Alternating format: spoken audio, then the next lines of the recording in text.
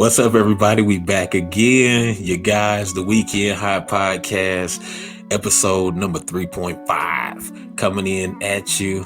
I'm your man, KZ. We got my man, McSwag. We got my man, Christopher, Chris, CT.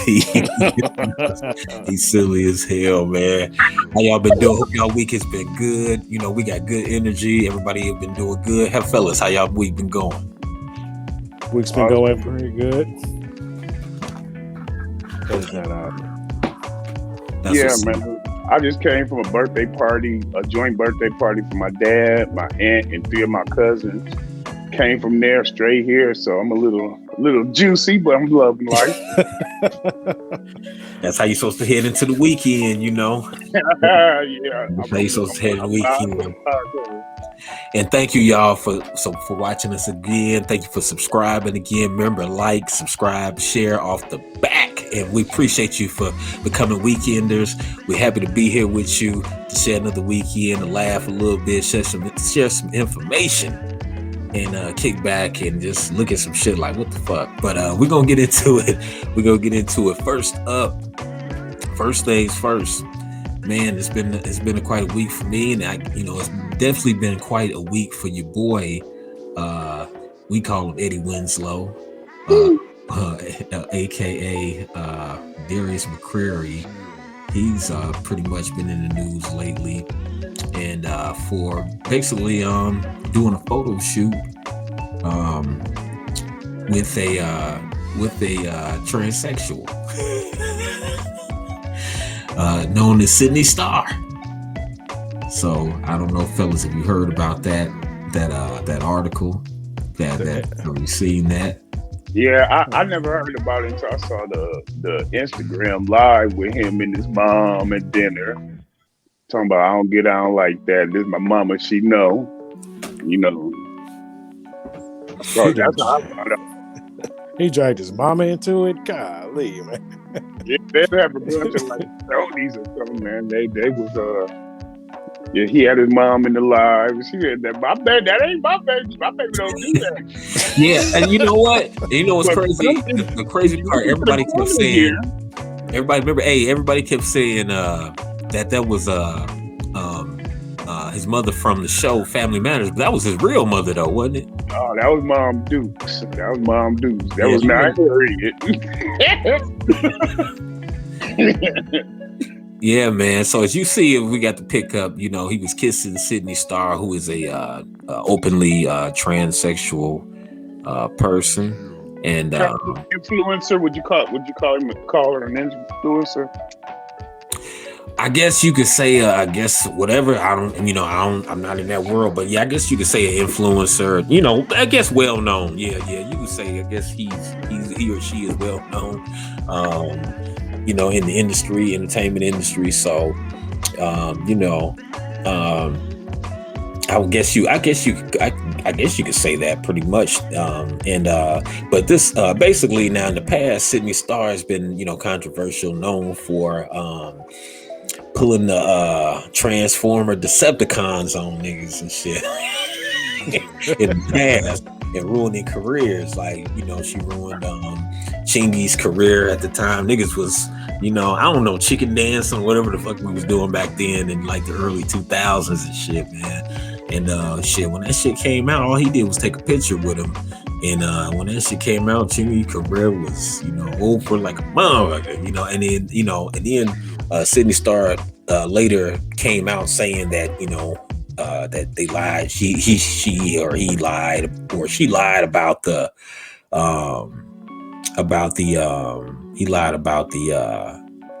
relationship between them. So now you got your man Eddie Winslow, Darius McCrary out here, and they was in a hot and heavy. It was a hot and heavy situation on their photo shoot, and he was grabbing up on the goods, playing with the booty. You know what I'm saying, and kissing and hugging. So what do y'all think about that? Like, do you think you could be you think you could be a straight dude and like do a photo shoot like that? Because people say like, well, it's the entertainment industry, so you know what I'm saying, it's all, you're gonna run across people of all types in that entertainment industry, and that's something you got to get used to. You just got to go ahead and deal with. But doing a photo hot and heavy, sexually charged type of photo. That look kind of steamy right there in the corner. Yeah. And then, it was rumors they was going out saying they had a relationship. And then Eddie backtracked, like you say, he backtracked and said, no, he had a fiance. His fiance be mad. Fine, you know what I'm saying? Like, they just, him and Sydney Star just good friends. You can't tell them who to be friends with. And you can't tell nobody who to be friends with. You know what I'm saying? Yeah, but I think it was a little something more going on. I don't care how much, they paid me. He said he got his fiance, though. So, I mean, he might got a Beyonce in this motherfucker. Beyonce. Was he kissing her in a picture or something? Like, what was he doing? Yeah, he's kissing her in the picture. Oh man, yeah. Right there, as you can see. What Cube say? He said, what he say? Face like Strong J. Something. What he say? Well, what I'm talking about. Cube said, he said, body like Beyonce, face like Strong J.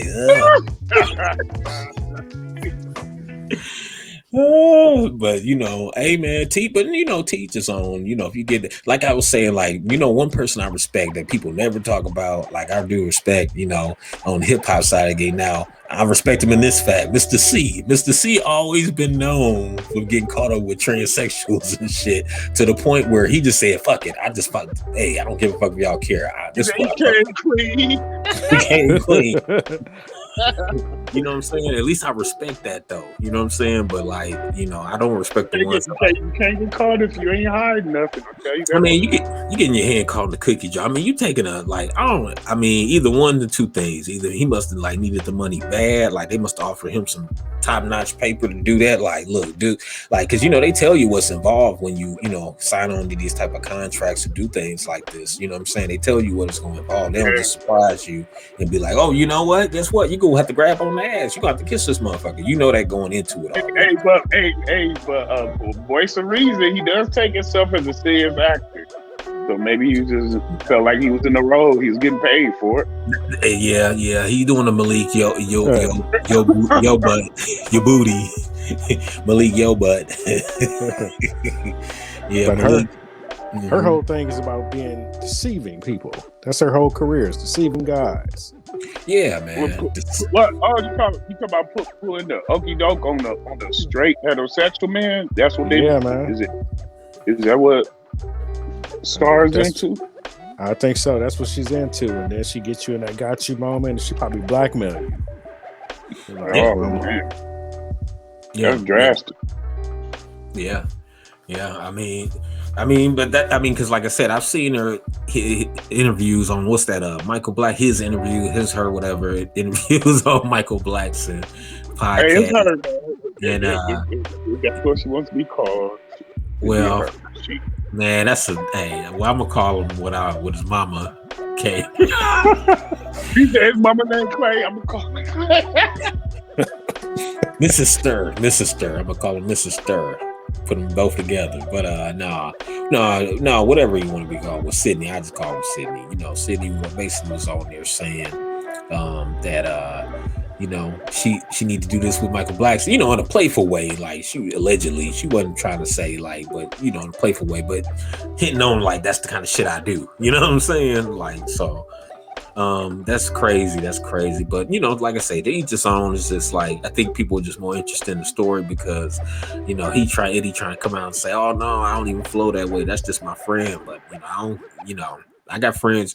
We all got friends or know people who are in that community, and I don't never recall doing no photo shoot where I'm kissing them or they don't look at me, you know what I'm saying? They don't even look at me like, they like, oh, you don't get down like that. You know what I'm saying? They are the ones who real ones, they like don't even come at me with that. So yeah, that's crazy. And on to other things. Speaking of trans,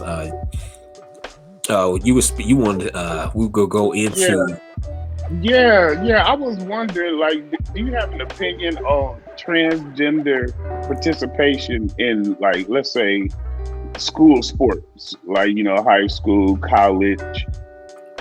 I'm just wondering, do you have any opinion on that? comparative sports with transgender athletes, both male and female, female to male or male to female, do you have an opinion on whether it should be sanctioned into mainstream competition?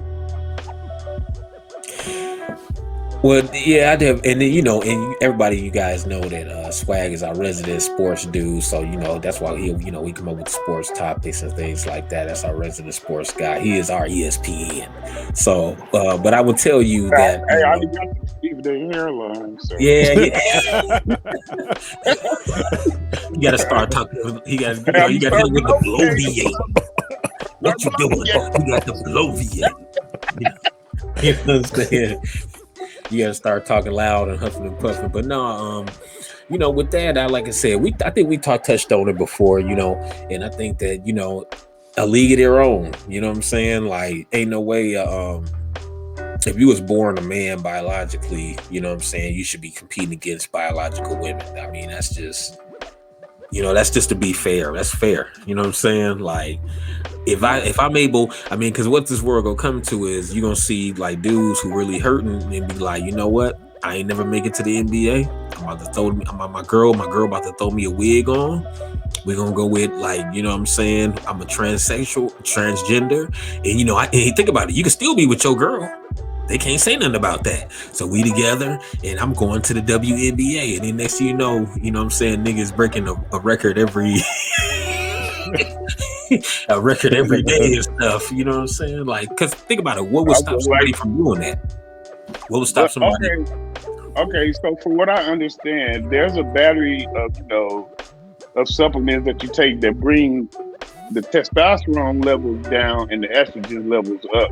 This is as far as like male to female transition.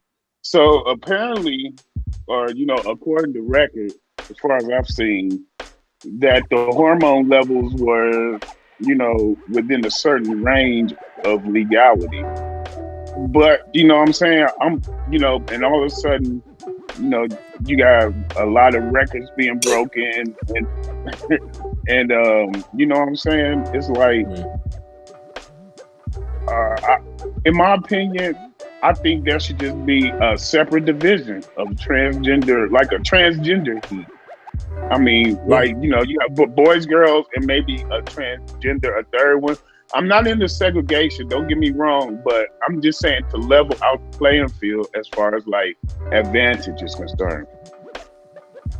I agree with you, because like really what you look on the outside is not going to change what's in the inside. If you're born a man, you still going to have that upper advantage. Yeah, I'm laughing because a chicken wing thought this out.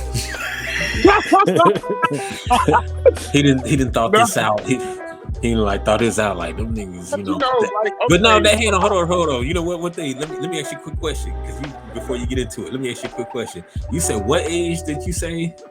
What was the ages? Oh, I was like, high school, collegiate, and then eventually professional. But I'm talking about in a school type setting when you're. I thought you said the 8 and 10-year-olds. I was like, no, fuck that. No, I don't want any 8 and 10-year-olds.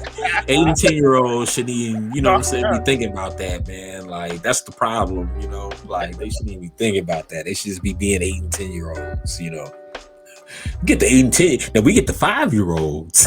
Oh, man. Like, god damn. Yeah, I don't think they got some kind of clear stuff to vitamins, man. Testosterone. Hey, man. Bam, bam. Oh, man, that shit is hilarious, man. Moving on to other things, though. Hey, fellas, you know that the NBA has started back up this week. It started up, Tuesday? And the Lakers played the Golden State Warriors, and you know what happened? Warriors won. But you got some more on that, Swag? Yes, indeed. So they did drop the top 75 greatest players of all time. And because of a tie in the voting, actually it's 76. So, what I was happy with is that they circled back because regardless of if you didn't make the first top 50, all you gotta do is be in the next 25, or in this case 26, to get in. So Gary Payton, we had a nice little discussion about him. He got in, and then Dominique Wilkins got in. GP got in. Yeah, I thought that's crazy because I thought Neek was already in the top 50.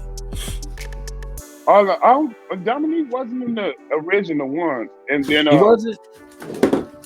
No, and then and Dennis Rodman, they put him in. Or did Rodman make the first list? I thought Rodman made. That's what I said. I'm surprised. Like I thought. I know I heard. Didn't Dwight Howard make it? Who? Dwight Howard. He said who? Dwight Howard. Nigga. Dwight Howard made it. No man, he was last topic, nigga. Dwight Howard was last topic, nigga. Oh, he didn't make it. Where's Magic at on there? Oh, of course, Magic made it. Magic made the original, and he top number one point guard of all time. So I don't think there's much of an argument there, unless you say, yeah, man, you talking. I mean, unless you want to count LeBron as a point guard, but I don't think that's what they do. Nah, I don't. You can count him as a point guard. Steve Nash made it in. Steve Nash, he made it in after that's we that had privilege. the night. Hey, and they kept Walter Frazier too. Man, that's that privilege, hard at work. Hey, but D. Lillard made it, man. Dame Time got in, man. That's what I'm saying. How the fuck does Dame get in? He ain't done shit. I mean, are they being victims of the moment? You think victims of the moment a little bit with this policy? That's why this is like all soap opera. You know what I'm saying? Like, how the fuck does think about this? Think about this. Now you laughed at me for saying Dwight Howard, but Dwight Howard resume is better than Damian Lillard. You talking about defensive players of the year? I'm talking about prime D Howard. Yeah, that's true. That nigga was killing.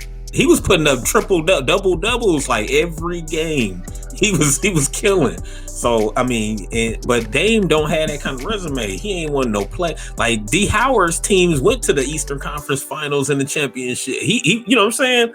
But I mean, Dame ain't really done shit. Like, how the fuck does he get on? I mean, I love Dame, but god damn. Yeah, but you know what? I don't think Dwight Howard has a full uninjured 82-game season either.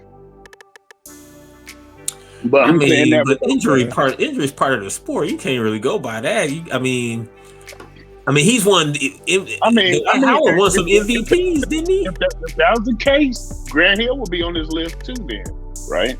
Dwight Howard won some MVPs though, but no, Grant Hill, you can't compare Grant. I mean, Dwight Howard wasn't as injured as Grant Hill. Come on, come on now. Grant Hill doing Grant like that. You dirty swag.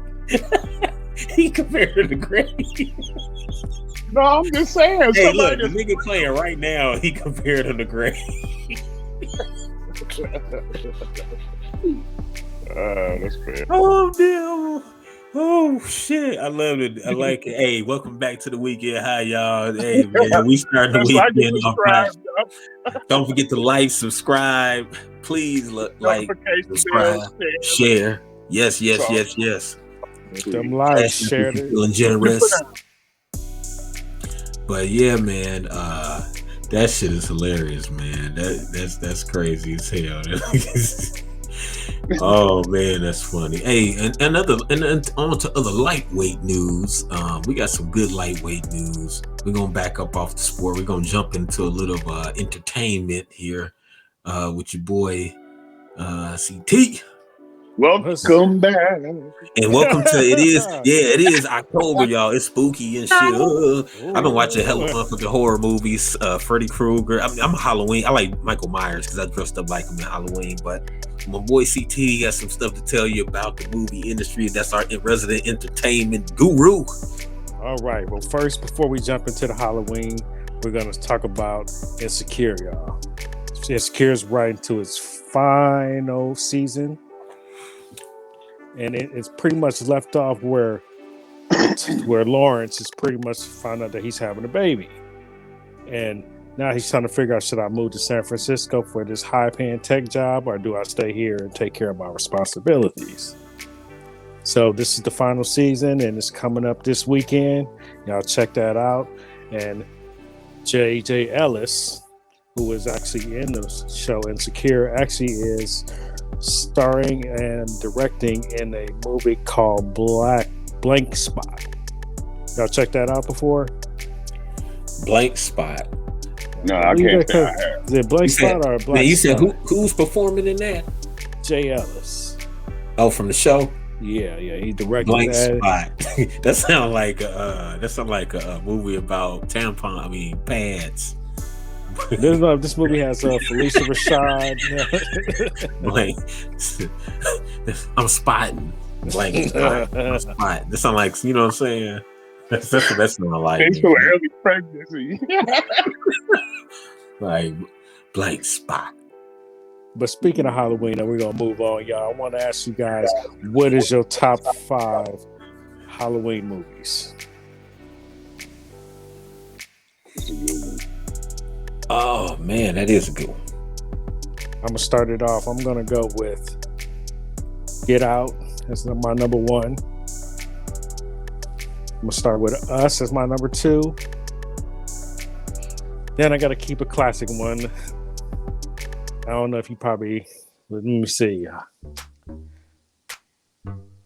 Halloween. Okay. All right. That's my shit. Oh man, my number 4, The Mist. The Mist. Okay. And number 5, I'm gonna round that off with what's that joint with the clown? It. Oh, Pennywise. That's his stepdaddy, Pennywise. Your stepdaddy was good in the motherfucker in that movie, nigga. Hey, but that was E.T. qualified as a Halloween movie because they did trick or treat during E.T. Hell yeah. My vote is for E.T. My vote is for E.T. I really a horror movie. Nigga said E.T. Sorry, it's a Halloween movie. That was a top 5 Halloween movie, wasn't it? Which one? E.T. Yeah, they trick or treated during E.T., didn't they? No, that wasn't a horror movie. That nigga said E.T. That nigga ugly as hell. Hey, I knew some niggas who looked like E.T. that I went to school with and shit. It was one nigga. I remember. Let me tell you some fucked up. That nigga had one of them, them heads to go long in the back like the aliens and shit. And I used to want my head like that, so I used to hit my head up against the wall like this. Get my head long in the back like that nigga. Man, you wrong for that, man. Come on. No. My top. Hey, this nigga was the first knocko helmet. Shit. Hey, that shit like a Frank Gifford leather helmet and shit. Hell nah. My top horror movie, my favorite horror movie, I think got to be Tales from the Hood. Oh, the shit. He was like, "Who that?" And then I gotta have Get Out. I like Get Out. You know what's another one though? Bones with Snoop Dogg. That nigga was like a low budget Candy Man. That nigga Snoop. Oh yeah, I remember that. Was funny to the motherfucker. Snoop played that motherfucking role. Shout out to Snoop, man, because he had a 50th birthday. King that just passed. Bones happy birthday, Snoop. Yeah, Bones, man, that shit funny as hell. See, that's the problem with me in horror movies. I be thinking I watch them for the funny. Like I don't be scared. Like I watch them because this should be funny. Another favorite black one, like a old school horror movie, I would say. I still like Blackula. You know what I'm saying? Even though it's corny as hell, because it's like. So do vampire and zombie movies count as horror movies? Yeah. You Vampire in Brooklyn. Vampire in Brooklyn. Yeah, that's just me off, goddamn it. Yo, Medea's Halloween. It's me off, goddamn it. Yeah. What'd he say? He said, "Ahoy, motherfucker." Oh, what the John Witherspoon? You got the dropsy. Hell yeah. Yep, man. That's what this is one of my favorite times of the year. I ain't gonna lie, man. I love it. I love getting into it. And Damn, Bushwick Bill. This year, Halloween fell on the yeah, weekend. think about that, man. Look at that connection. Cause I ain't gonna lie, I was scared in the motherfucker when I seen that video when I was a kid back in the day. Remember Bushwick Bill was running fast as hell? Nigga, I was scared. I was like, that nigga from take my bag for real. I was still like, yeah. He was like, this year Halloween fell on the weekend. Me and Ghetto was the trick or treat and I've been looking kids for bags. You know? Oh, that's fucked up. I heard what you did with the voice. You ain't shit. Hey, you know what I'm saying? Shout out to rest in peace to Mr. Bushwick Bill and the Ghetto Boys. Shout out to the Ghetto Boys, man. Ghetto legends. Yes, sir. Hey, did you guys hear about this story? Now, this is a fucked up story. I gotta get into some fucked up shit. It's a 61-year-old man. He married his 18-year-old goddaughter. As you see on the picture, that's him holding his goddaughter when she was a baby, and that's him married her now. Damn. Now, I don't know if y'all heard about this story. Oh, hell no. I'm gonna let y'all know a little something about it, though. He's probably holding like a stock puppet in that. Yeah, 61-year-old man and his 18-year-old bride. He said he looked like a puppy. That's oh my god, yeah, man. It said a 61-year-old man and his 18-year-old bride have been the talk of the town since news of their marriage went viral. Michael Hoggabook tied the knot with his now wife Deja Hoggabook in September, and it has caused outrage because not only is she much younger than him, but he allegedly also dated her mother. Hoggabook has been present during her, basically he's been there her whole life, and he is also her godfather. When the newlyweds saw all the backlash coming their way, they clapped back via social media. Hoggabook responded to the comments on the Neighborhood Talks post and accused critics of being jealous. It says, it seems like I'm the only nigga in this town to have married a young woman, but since it's me, they got to have something to talk about. This is him saying this.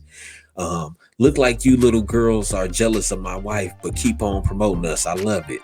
This is what he's saying. So people love to call me a child because I'm 18. This is what she wrote. First of all, I'm grown as fuck. I take care of all my 4 kids. She got 4 kids. Damn. She worked full time, have cars paid in full, and stay home with my man. I don't give a fuck about how nobody feel. This is my life, and me and my husband are gonna live it to the fullest.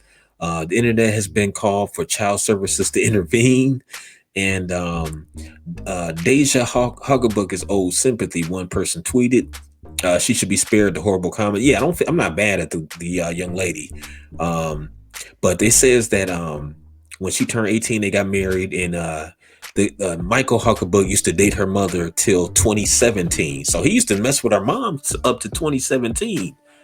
Damn, I wonder if those kids are his. Like, has he been messing with her since then? I mean, come on, man. You know he has. That's sick. That's nasty. Those are all 4 of those kids are his. That's pedophile shit, man. Yeah, that's straight pedophile. Now, how would you, if you was the father of this young lady, what would you do and how would you handle that? Ooh, man. Me personally, rather be judged by 12 than carried by 6. He gonna be carried by 6 all day. I would have to ask God where I went wrong, because I clearly did something wrong as a dad. Exactly. Because think about it, you're not in the home, you ain't with her no more, and then you find out what if you just find she married her godfather? Who the fuck her godfather? And then you talk to the mom and she's like, yeah, I named him the Godfather. Like, I'll be like, I would be salty at her. Yeah, this shit reeks of daddy issues, you know what I mean? Right. But or what if this was one of your homeboys? Not even say Godfather. Let's say it was the Godfather of your daughter, but he was like one of us, like your homeboys and shit. Like, you like, this is my homeboy. He trying to marry my daughter. Hey man, it's legal, but I don't see why the fuck people be bothered with an 18-year-old. You know what I'm saying? Besides, I found it it's probably a ton more headache. Fuck that. I'm telling you, them kids she 18 with 4 kids. Yeah, that is crazy. 18 with 4 kids, G. I mean, it happens. I'm not really raising my eyebrows at that, but I don't see why this motherfucker would want to spend that much time with an 18-year-old and they ain't up playing the game. You know what I'm saying? Right. I wonder what age he started messing with her though. I'm sure it was before she was. I've been messing with her since she was probably like 13 or 12 or some shit, man. Probably all his life. I mean, 1 year puts it at 17, and that's statutory.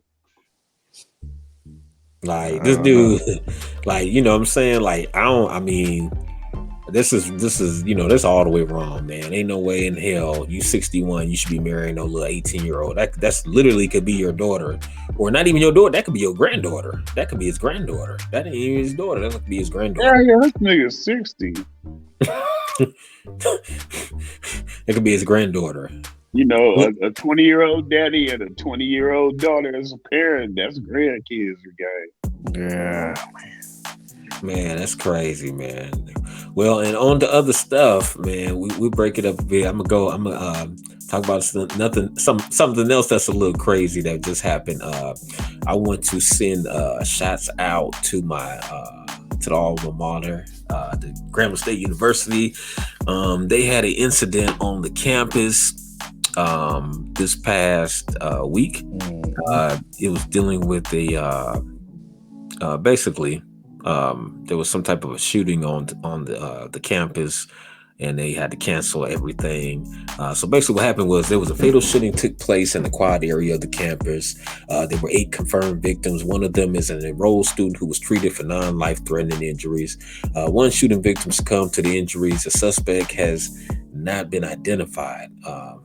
Basically the Grambling State President Rick Gallier said, "Our campus community has worked tirelessly to keep our students and others safe for the homecoming activities.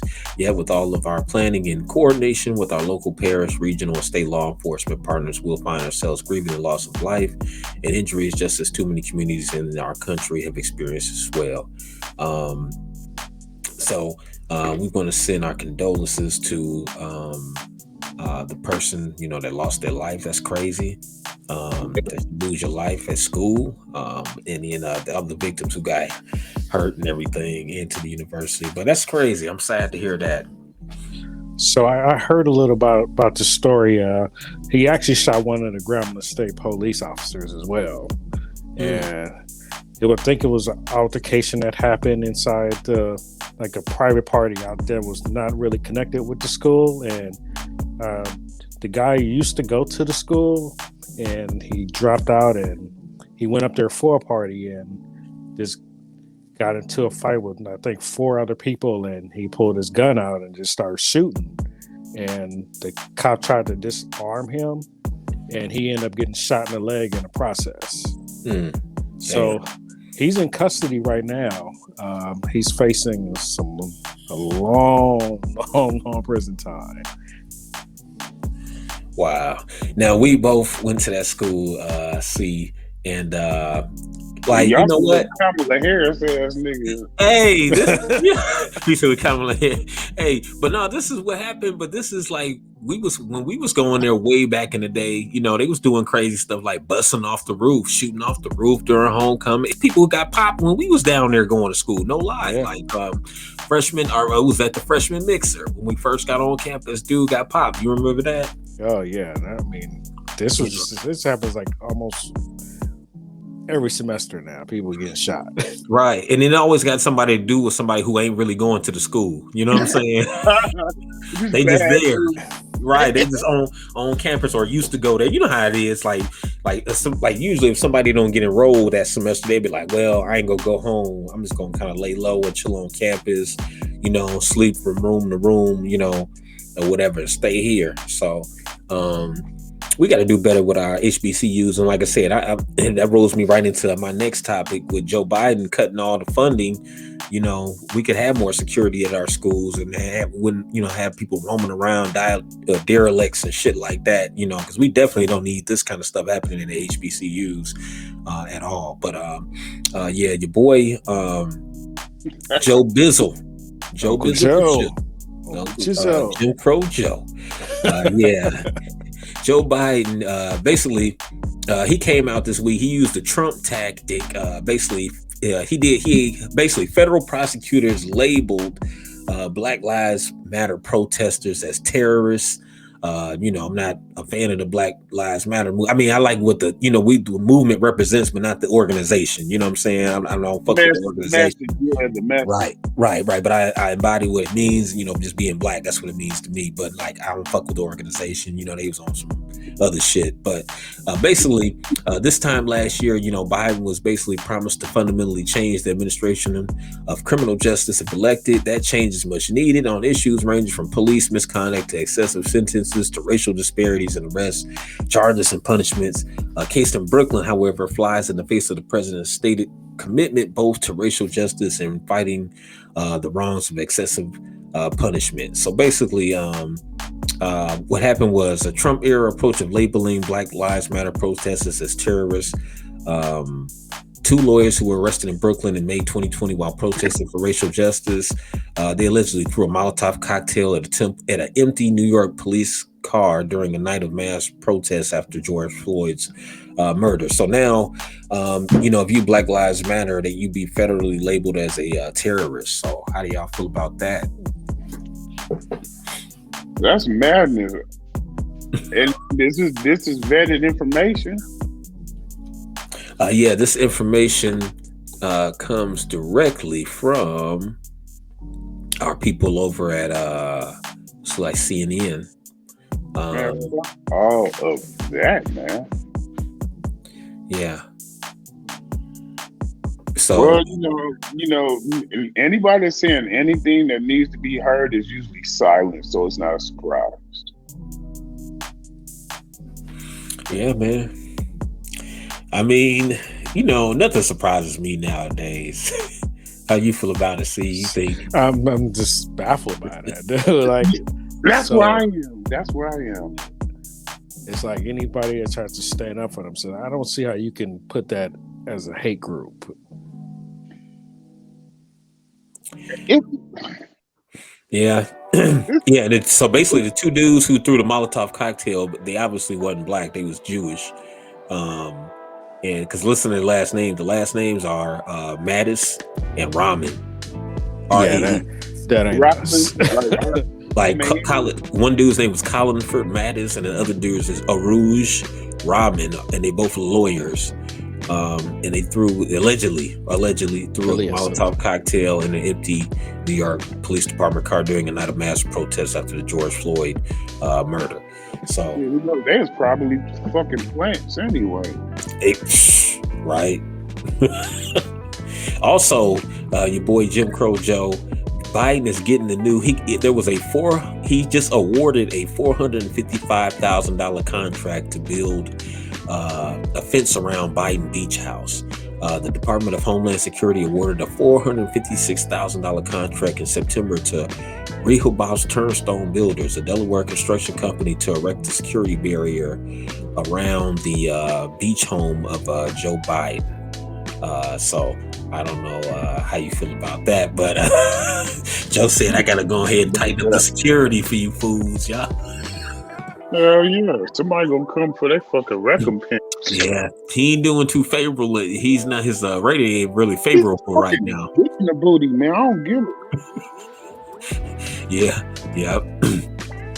He Joe B, he's not favorable right now. So, you know, he getting all that flack that he deserved, man, because he promised a lot of people stuff. And he's even doing this. This is crazy, I heard. Now, you know, he was supposed to be cutting the HBCUs, and then remember we talked about he's cutting remember he was talking about the free community college program. He's cutting that shit, right? Wow. He's not totally cutting it. He's basically saying he's pitting them against each other. So basically, he's saying basically he hasn't decided whether he gonna let the black colleges get the loot or the Latino colleges. So he pitting like that's over with.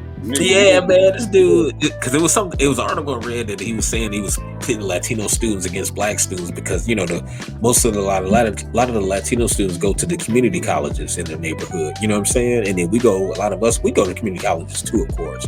Yeah. But a lot of us go to the HBCUs. So now he trying to kind of like, well, I don't know who I should get the money to type shit. So it's crazy, man. Give it to both, man. Give it to everybody a damn. Oh no, that would be too much like right. Can't do that. I can't give it to both of y'all now. Y'all getting a little too crazy now. Can't have both of y'all coming up. We can't have that. No, sir. We cannot have that. On the lighter news, well, no, that's not. We ain't gonna go lighter. We're gonna go a little lighter. We're gonna go into tech news right now. The book known as Facebook, they are gonna be changing their name to the metaverse. They're building this like metaverse. Do y'all know what the metaverse is? I heard about it. Dang. Yeah, well, so basically what it is Mark Zuckerberg wants to be known for building the metaverse. The coming name change, and basically it's going to be on like October 28th. They're going to have some type of conference. It might unveil sooner the new name. They haven't unveiled the name yet. The rebrand would likely position the Blue Facebook app as one of many products under a parent company, overseeing groups like Instagram, WhatsApp, Oculus, and more. So basically, they're going to try to put everything under one umbrella. And Facebook already has more than 10,000 employees building consumer hardware like AR glasses, which Zuckerberg believes will eventually be as, just like a smartphone, everybody be using AR glasses. Aside from that, the metaverse is going to be a big focus.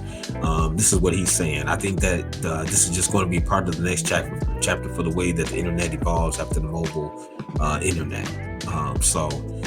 Now they're setting up this multiverse let me see here.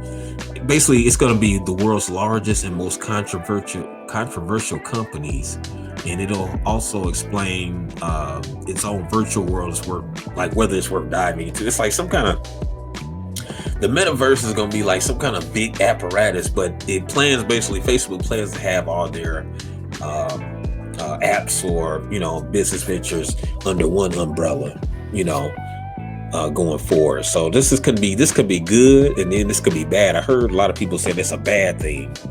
What do you guys think? I mean, Disney already got Facebook metaverse, so I guess it's time for the next guy to get in, because Disney got everything else. Seems like that's true. Disney is like a parent company that owns everything, but Disney. Yeah, Facebook is going to be, this Facebook thing is going to be like, a lot of people scared of it because think about how like they were saying like how it's been drawing kids in and all that kind of stuff. They saying like when this metaverse hit, like once you get in it, you're going to be stuck. Like literally motherfuckers ain't motherfuckers going to be stuck. So is it like a platform where like you have an avatar walking around within this metaverse, or? It's gonna be something on that type of vibe because they talk about using AR glasses with it and everything. Like, so that shit gonna be like the park on 2K and shit. That's cool. You gonna be in that bitch. you know what that shit sound like? What's that movie called with the blue people? Avatar. Yeah, like that, man. Exactly. That shit gonna be real, man. Because they always prime us up for stuff through movies. You know what I'm saying? Like we be looking at that shit like that's fantasy, but then you see that shit come out. They'll bring that shit into the realm of Nas, then 10, 20 years later they come around with the sucker punch. Like I always tell people, like, we all know this. This is our shit. This is all our movie though too. Like, but we'll tell you guys, you weekenders out there, if you want a perfect example of it, look at the movie Total Recall. All that shit in Total Recall. That shit wasn't around when that movie came out, but once that, but if you look at now, everything that's in Total Recall is like now, you know what I'm saying? Like how everybody talking on video phones and all that shit in Total Recall. Well, when that movie came out, we was like, damn, that shit cold. You know what I'm saying? Not knowing that Right, man. So yeah, man. You gotta pay attention to everything now in this day and age we live in. I look at everything as like clues. You know what I'm saying? Everything is a clue or to Hey, build on speaking something. of that though, man, what would you say if you was out and seen a girl with 3 titties? Get your ass to Mars. I'd be like, the future is here. I'd be like, shit, I don't want to see no Quato looking there and shit. Quaid. Grab my arm, Quaid. That nigga's Quaid. That shit was ugly in the mouth. That shit was hell no. I don't want to see. Remember that dude? I got 5 kids, man. I got 13 kids, man. Nigga arm was like this motherfucking shit at the end of the nigga. That nigga is crazy as hell, man. Yeah, man. But yeah, this is future stuff. The future is wild, man. We are really like in the future now. And speaking of another future dudes in tech news, you got your guy right here, Bill Gates. Yeah, old Bill. He's been in trouble. Basically, he's been in trouble lately for some explicit emails. He was sending to I guess an 18-year-old that worked with him or what have you. And Bill basically he admitted to doing it. That's the fucked up part. He admitted to doing it because I guess like his chair, whoever functioned over the like his chair, told him like they caught the emails and told him like, look, you gotta chill the fuck out with this crazy shit. And then he said he was gonna do it. He said he was gonna chill out, but I guess for whatever reason he couldn't stop. So he should have got tips from our homeboy from our earlier segment. Damn, we should have encrypted that shit or something. God, yeah, that's real gangster shit. Yeah, man. Yeah, so Bill was in the news, for sending the flirtatious emails to a staffer. This was back in 2008, though. Damn. This wasn't recent. So basically, he admitted basically because they had warned him about doing the shit, and then a spokesperson from Microsoft said they had warned him. Like basically they would say, hey, quit sending flirtatious and inappropriate, but stuff to people. But it whatever he said was not overtly sexual or whatever. But I guess he kept sending the shit, and then next thing you know, he stepped down. And then after that, him and his wife, they ended their marriage earlier this year. So I think it all kind of ran hand in hand. So, when he got caught up with that, of course his wife found him. You know what I'm saying? How you land on this? So this shit sounds like it happened before cancel culture came into the picture. Yeah, this because he should have been canceled. Now, you know what I'm saying? That 18-year-old done grown up now, so he should have been canceled on that one. But yeah, this happened back in 2008 and whatever. But it just goes to show that like you said, yeah, man. I don't think he left her alone. No, yeah, she's skeeting all over shit now. Yeah, it just goes to show, like I said, like I'm tripping how like he didn't get caught up for that, but yeah, you gotta take her. Yeah, but your boy Kaz had got they put him try to throw him under the jail, but I don't know, man. It just depends, I guess, on who you are. But that was just tripped out. That was some other crazy tech news because we got to stay watching these tech gurus and shit. And Bill Gates also got some backlash because he was gonna go speak about the jungle juice, and he was gonna go speak about the jungle juice. And then when he was gonna go speak about the jungle juice, like I guess it was over in Europe or whatever, the people like booed his ass. It was like, man, who speakers? Like I guess they didn't know who the speaker was. So when they found out it was him speaking, they was like, get the fuck out of here, because they like, what the fuck does he know about like medical shit? You know what I'm saying? Like what the fuck does he? What like what I'm saying? Because European. He called that shit early though. Yeah. But European and British people, they be on shit like that. They like look at your credentials and shit. So they like booed him and like they didn't. I don't think he did. He didn't speak because they was like Like, who the fuck is Bill Gates? Like, who the fuck is he to tell me about? You know, Bill they Gates thought, bombed this shit. right? They thought it was gonna be like somebody who was in the middle, a medical professional. You know what I'm saying? And when they found out it was him, they was like, "The fuck." So yeah, man, he ain't been having a good run lately. And on some better note news, the versus. There's another versus being come out. It's gonna be Anthony Hamilton versus your boy, Music Soul Child. It had been rumored on and on again that they was gonna get together and do this, but finally it has come to pass. Basically, Anthony Hamilton said he reached out, and at the time he was working on some stuff. He said him and Swizz and Timberland did as well. They reached out to each other. And we just waiting on a date. Him and Music Soul Child, they both agreed, and they just waiting on a date. So that is basically going to be, I heard through the grapevine, not confirmed yet, but that is probably going to be the next versus. It's going to be Anthony Hamilton versus Music Soul Child. So it's going to be a real music battle. So who you got in that fight? Music Soul Child. Yeah. I just want to. Yeah, that is. You gotta be my girlfriend. Yeah, that one right there. I think I'm gonna go with music on it. But I like Anthony Hamilton though, because you know Anthony come out with the Hamiltones on you. Yeah. Bunch of niggas with hats. He got the track with Pac too, though. So that's gonna probably work too. Which one? What's my song? I'm trying to think. Coming where I'm from. Hey, Charlie was called Charlie. Hey, no, my part on the other song is what he say. Sometimes you gotta walk to work, y'all.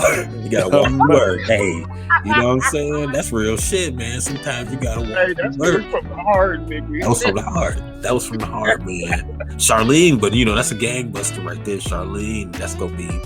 And then you got Y with Jadakiss. Don't forget about the features. He got the feature.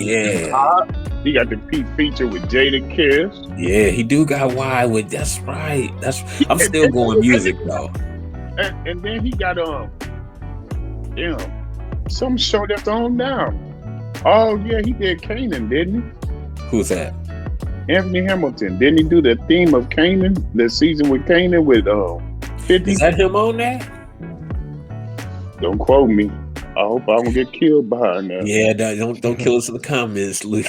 I'm about to get cooked. And while you at it, don't forget to like, subscribe, and share the Weekend High Podcast. Go ahead and become a weekender with us. Join us every weekend, and we're gonna get it in. And send all your questions to the Weekend High Podcast at gmail.com. If you have any suggestions or you want to even do business promotion, hit us up at the Weekend High Podcast at gmail.com, and we will surely get in contact with you.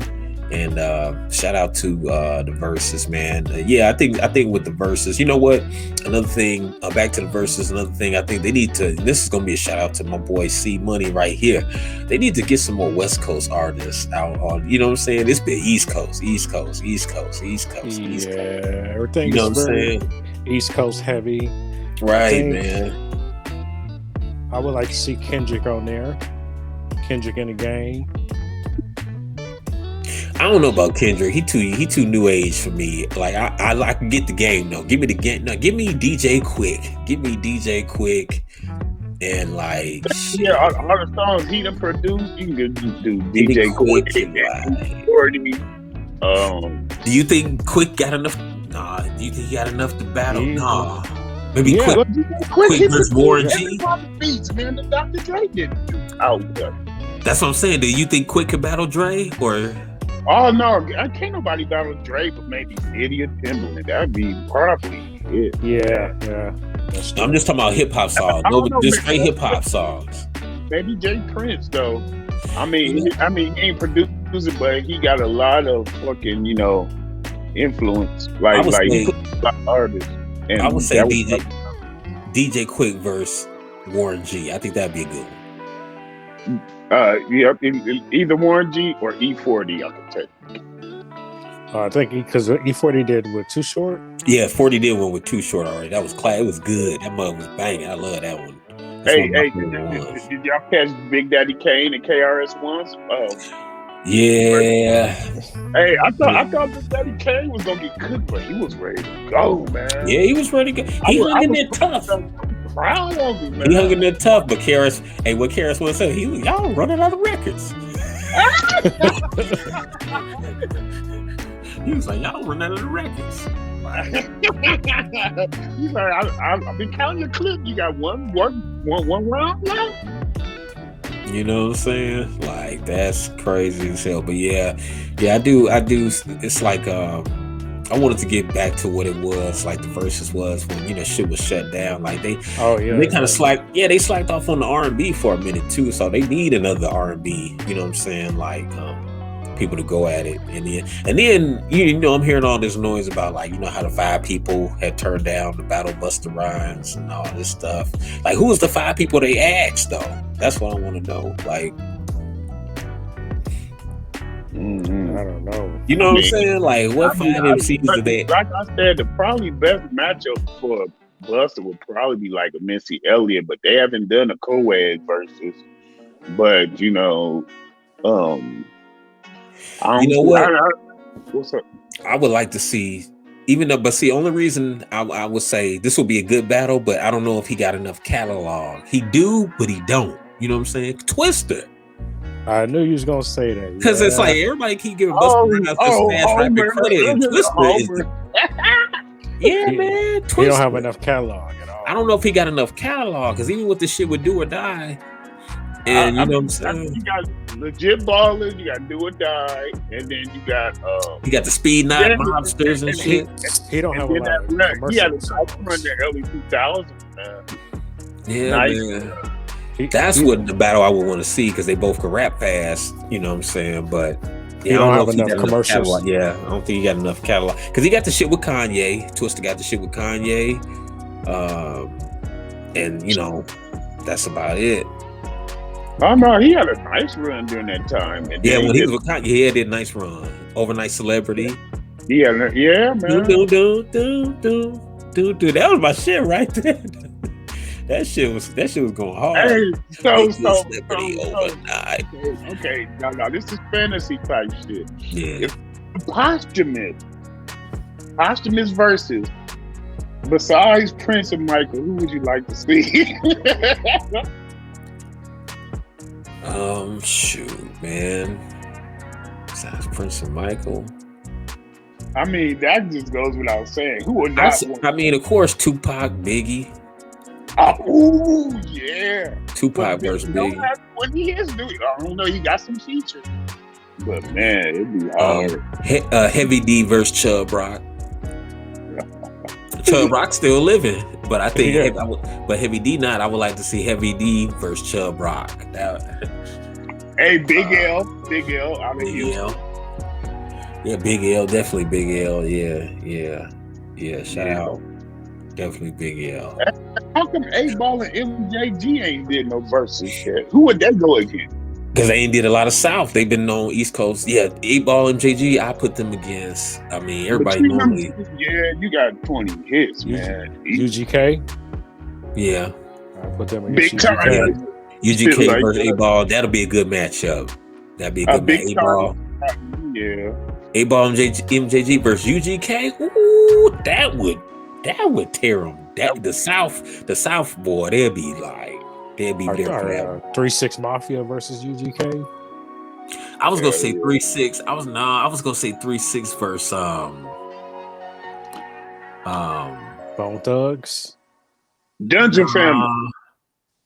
Oh yeah, Dungeon Family. Hey, I mean, yeah, but no. They'd be up there with Wu-Tang, man. Dungeon Family. Between all of them and they Damn. How about what happened? Wu-Tang versus Dungeon versus Family. Yeah. We're gonna think about it. We're gonna come back next week with our we're gonna have a whole, we're gonna come in with our verses next week. Verses that you probably ain't gonna see. You may not never see it, but they could, they would be, they'd be like, you know what I'm saying? The shit if they was going down. Oh yeah. Whitney Houston, all them, yeah. Oh Yeah, not Whitney. Whitney versus Luther or some shit. Luther, come on now. all right, you gonna put a pin in this. You like it, subscribe.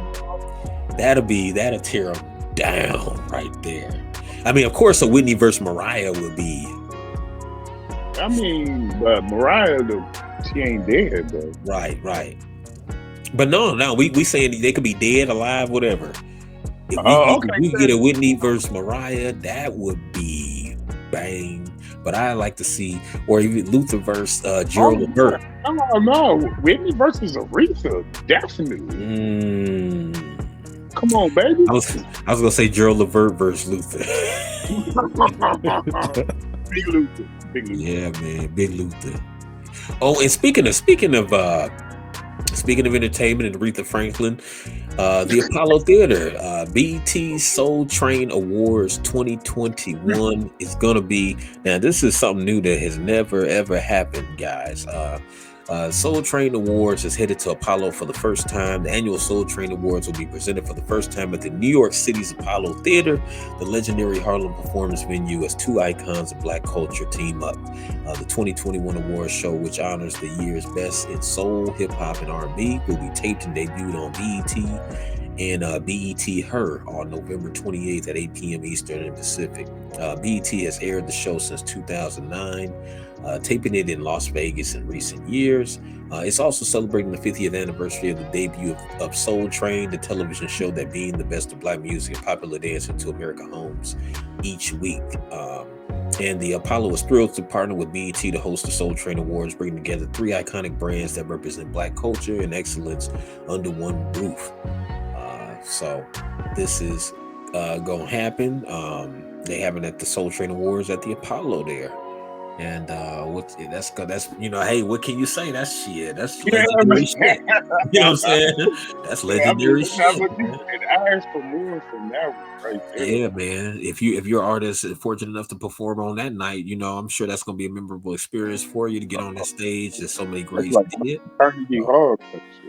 And I think that's good rebranding for Soul Train Awards. Mm-hmm. True. Yeah, I do too. Yeah, that's good rebranding. That's a good team up. You know what I'm saying? I wish, you hear all these brands, hopefully, we all know that BT is not a, all Black company like it used to be, but hopefully it'll still come together and bring in more Black jobs to somebody out there. You know what I'm saying? Hopefully so. And, or you go in BT's offices, everybody off. Hey, I'm Ted. I've been working the BT office. Fuck that. we can have a couple Teds in there. No, we can have a couple Teds in there, but damn, man, hopefully the staff represents, what I'm saying, what it's supposed to represent. That's all I'm saying on that one. But yeah, I just thought that was a pretty cool story that they got together. But we're gonna take a serious dive into the serious topics now, guys. We're gonna get a little serious now. And your girl, y'all boo was out there talking reckless. Condoleezza Rice, she was out there talking reckless, man. Condoleezza is on the hot seat this week because she was out there saying some crazy stuff. She was saying white kids shouldn't be made to feel bad over critical race theory, and she said that on The View. She said that Black children need to be empowered when the issues of race are discussed. She did say they need to be empowered, but she brought her own distinct view to the ABC Daytime Chat Fest, and she basically I'm gonna get to exactly what she said. Okay, bam, she was saying, there's another one of her quotes. She was saying that Rice brought up her upbringing in segregated Birmingham, Alabama. She said she still did not think the way the issue of race was addressed in schools was helpful to Black or white students. In particular, she believed the white students were being put in a position to feel guilty for the country's racist history. The way we're talking about race is that it either seems so big that somehow white people now have to feel guilty for everything that happened in the past, is what she said. She said she didn't feel this approach was the benefit of anyone. She said, I don't think that's very productive. or black people feel disempowered by race. I think I would like black kids to be completely empowered to know they are beautiful in their blackness. But in order to do that, I don't have to make white kids feel bad for being white. So somehow this is a conversation that has gone in the wrong direction.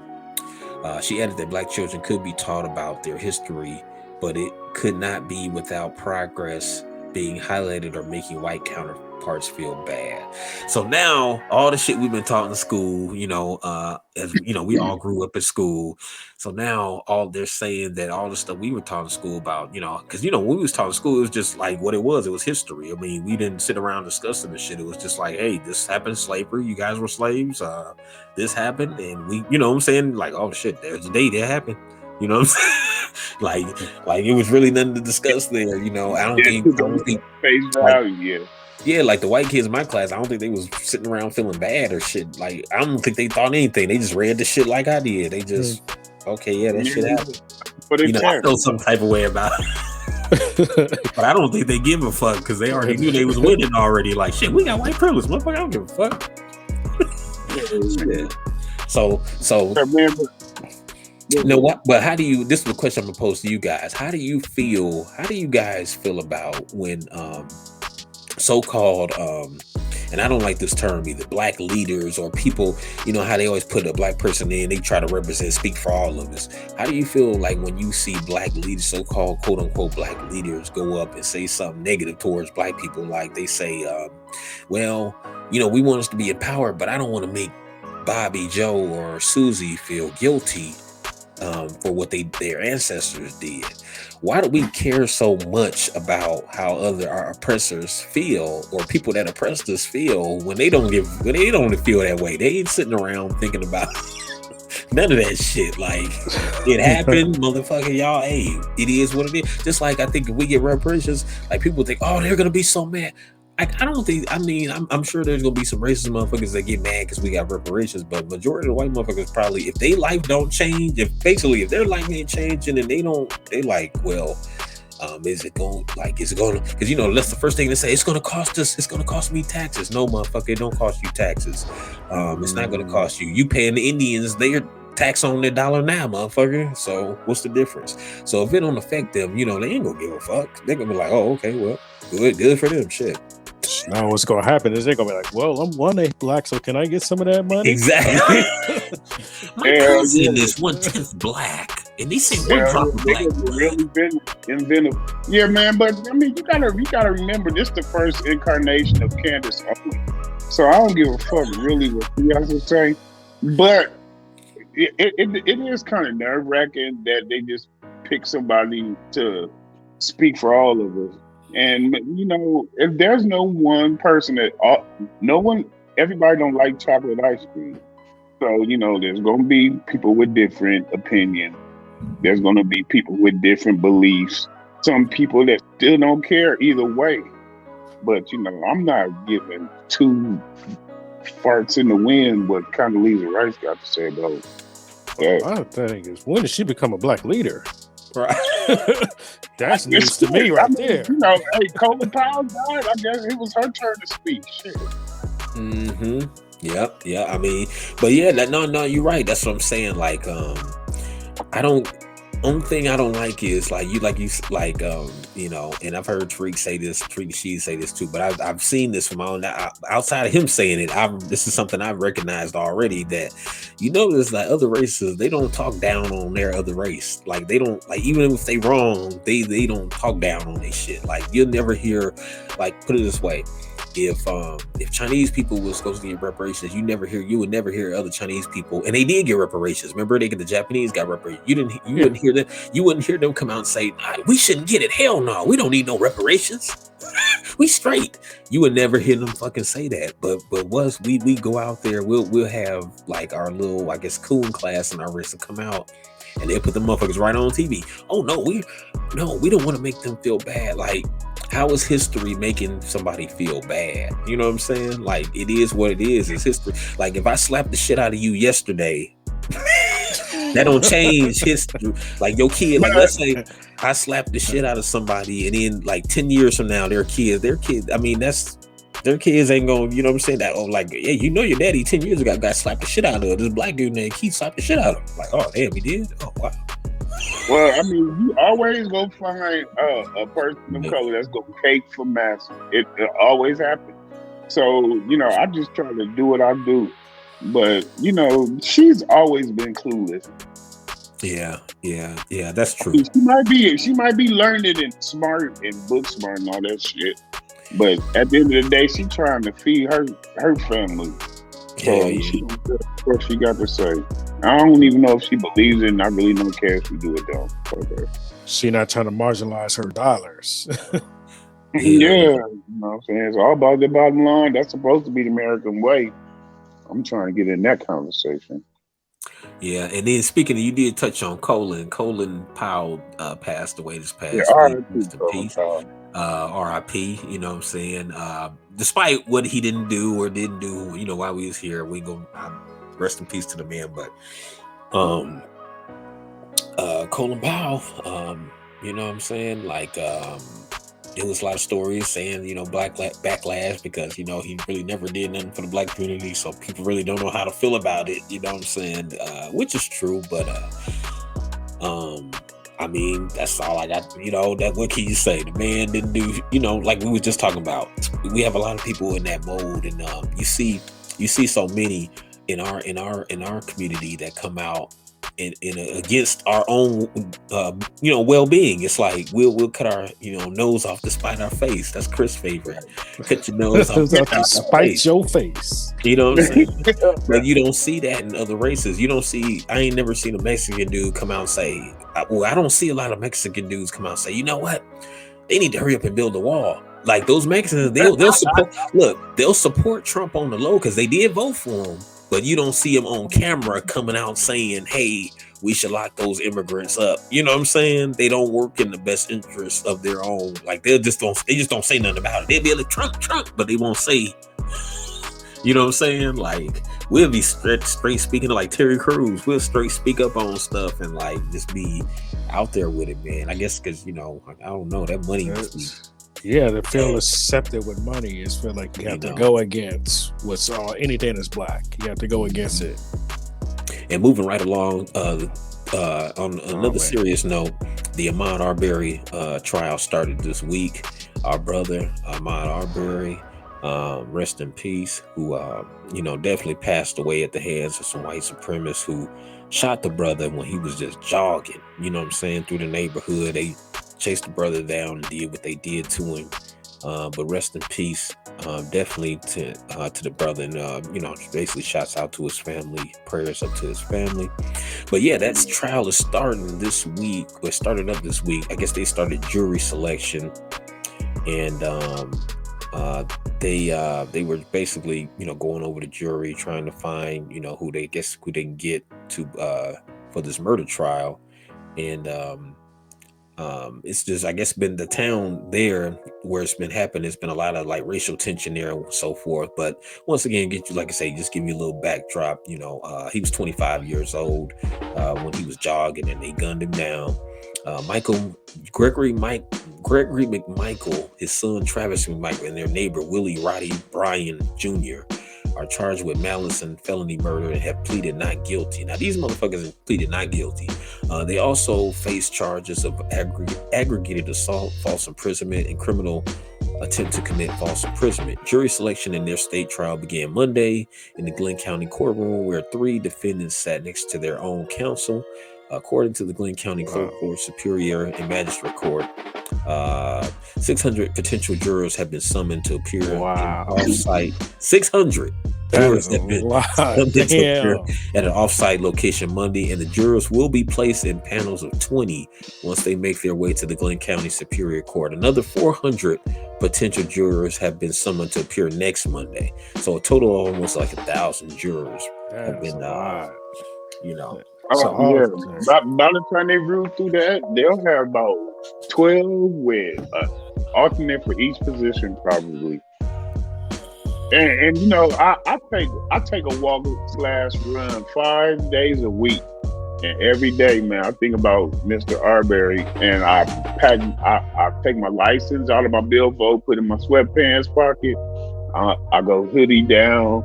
I mean, it's just a conscious level that I just have when I go out and do my thing. But you can't ever forget, you can't ever let your fucking guard down, man.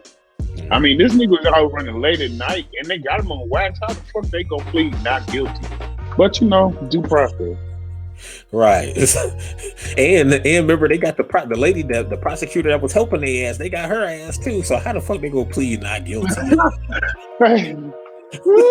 You tested me tonight, man. Boy. See, what's your take on it, man? I'm really surprised to see all three of them go on trial at one time.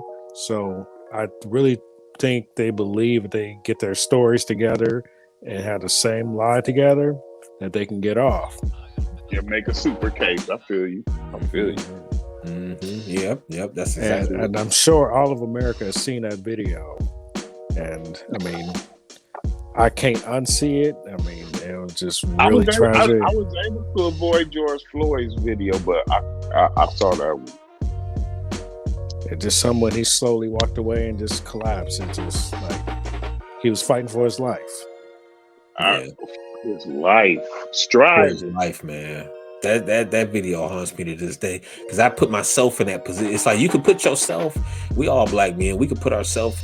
I don't see how you can watch that and not put yourself in that position to think about like times you've been somewhere. Like I'm gonna tell you about the time. You know, like I said, they said I was walking too fast. I got my first little job and shit. And Pet Supplies Plus got my first little $300 check, man. And, you know, you ain't got no bills, responsibilities. That's, you know what I'm saying. You like, ooh. First chance, a little money. I go to the mall, buy some Jordans, do this, do that, buy a Hilfiger, a Nautica shirt, go to the little club, go to the little movie. And then the cop jumped the curb with the cop car, cut me off on the sidewalk and jumped out and said, "Where are you going?" I said, "What you mean where I'm going?" He's like, "You don't live out here?" I said, "Yes, I do." I showed him my ID. He was like, "You out here selling drugs?" I'm like, "Man, I ain't out here selling drugs. I live out here." He's like, "Where you get this money from?" I said, "Look at my shirt, man." It said Pet. He said, "Oh, you trying to be smart?" And I said, "No, man." He gave me my shit and then he drove off. But you know what I'm saying? It's like shit happens like that all the time, man. So we definitely hope this justice prevails. And if it don't, man, it's gonna be, boy, you're gonna see some stuff out here. We're gonna be reporting some different news if this court case don't go the way it's supposed to. We talking about Black Lives Matter then, boy. All I can hear is Tupac. All I can hear is Tupac voice. Hey, all I can hear is Tupac voice on that one song where he's like, we'll burn this bitch down on Live and Die in LA. That's what all I hear is Pac, like, y'all better get it right. You know what I'm saying? And in another serious story was that happened this week to this young lady. There was a 10-year-old girl who was arrested. This is not her. This is her mother, Tamara Taylor, because, you know, they, of course, didn't release the young lady. You know, she's a 10-year-old. We don't release her picture or anything like that. But this is her mother, Tamara Taylor. 10-year-old black girl was arrested at school in Hawaii over a drawing as the only black student involved in the incident and the only one disciplined. The girl's family and their attorney said it's hard to believe that they were not treated that way because of their race. Attorney Mateo Caballero said about the girl and her mother, she was really the only student investigated, disciplined, interrogated, and arrested. Earlier this week, the American Civil Liberties Union of Hawaii sent a letter to the Honolulu Police Department and the State Department of Education and the State Attorney General's Office demanding policy changes and compensation over an incident at the Hawaii Elementary School in Honolulu.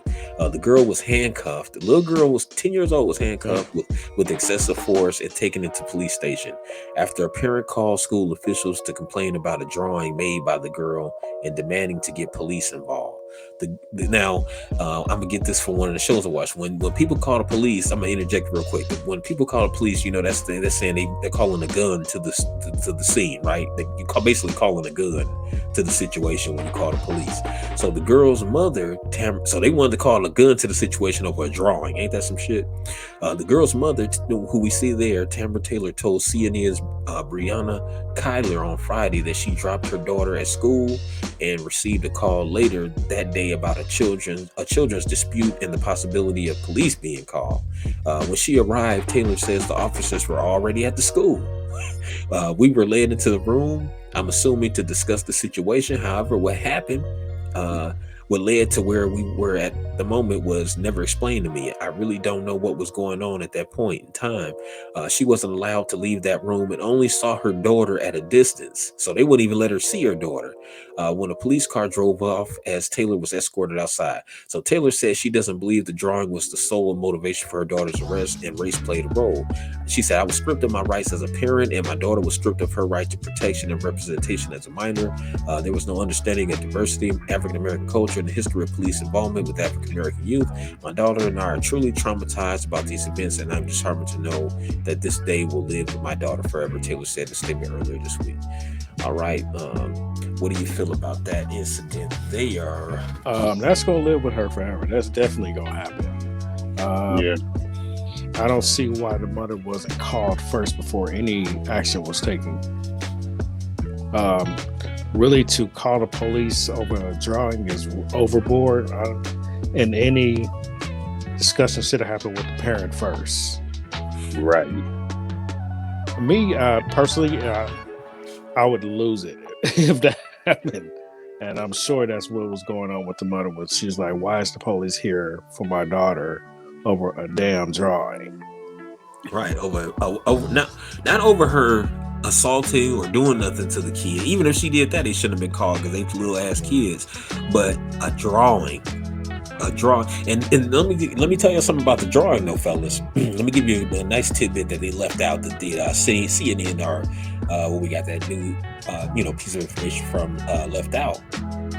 That the reason the daughter was drawing the pictures because she was doing like when kids have issues and everything like that, like she was seeing a school therapist and like that was a way to cope, to draw a picture of the and you know what I'm saying, and so that was her way of coping, her coping mechanism, like, okay, I'm gonna draw the bully so that way she don't, you know what I'm saying, feel bad or feel like that. So that's what that was doing. So basically she was doing what the kid was doing what they were supposed to do and still got arrested. Man, they got a big lawsuit on their hand, man. Oh yeah, I mean it's gonna live with it, but she's gonna cry all the way to the bank. Goddamn. Yeah, it said the ACLU is getting involved. The ACLU is getting involved, and it says it's giving the school and the police until November 8th to respond to their demands. So yeah, it's it's some big shit going on. Hey, out of the mouths of babes, and she has to pay the price. That's 10 crazy. years old, man, and they put the handcuffs on the little girl, man. Come on. And she got to get pulled out of school. She, like, what is she doing now? She got to get homeschooled. It's just disrupting everybody's life over nothing. Yeah, that's like, man, like I don't even see. That's crazy. Come on, stateside. You know what I mean? Speaking of other crazy school news that y'all just gonna flip y'all out to, this little crazy school right here, man. Oh my goodness. Parents say black students were beaten and spit on by white classmates. A group of parents is suing the Minnesota school system, alleging that their black children face racist bullying and discrimination from students and staff, including racist slurs and physical attacks. One teacher allegedly cut off a student's dreadlock and threw it in the trash. And it says, the lawsuit said that the white students bit, punched, kicked, pinched, and spit on black students and repeatedly called them the N-word. The white classmates also taunted them, calling them Negro or monkey, and telling them that they looked like what's inside a toilet. Damn. In 2017, a white student at North Star Academy threatened to stab a black kindergartner in the eye with a screwdriver because she looked different. The lawsuit said the white students allegedly pinched and kicked the girl, who was biracial, on several occasions. And during one bus ride to school, an older white student punched the girl so hard she had a bruise on her rib, the suit states. The girl's father, Gilbert, approached school officials several times, demanding to meet and discuss the discrimination, only to have staff avoid him and fail to take any meaningful action, the lawsuit also says. What do you guys think about this incident?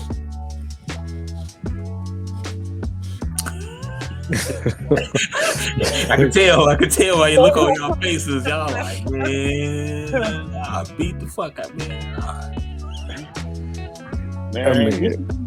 This is hard coded. The way these kids is acting towards different people is hard coded. It's the parents, man. Yeah, that's just learned behavior right there. That's all. Yeah, it I is. mean, I ain't trying to take the easy way out, man, but I bet if them parents had to catch a fade from the fathers to the children, they get their shit together. Oh yeah. And think about if you was that father coming up there seven times, your little girl get punched in the face. You know what I'm saying? Spit on, they get beat on, spit on, called niggas, monkeys. And this is an academy, so you know, my mind automatically goes to like, you know, Hollywood and the schools and the bullying, and you know, I'm a bullying survivor. I guess you could say I ain't proud of that, but you know, I faced some bullying, and that shit is real, man. For them kids, they sound young, but to hold their composure and just come home and tell the parents, you know, that's a lot of resolve. Yeah, because most of the times kids don't even say anything. Right. Yeah, man. That's just crazy to me. Like, I don't see how people can raise kids like that, man. Yeah, I remember back in the day when I was getting bullied, I said something to my mom.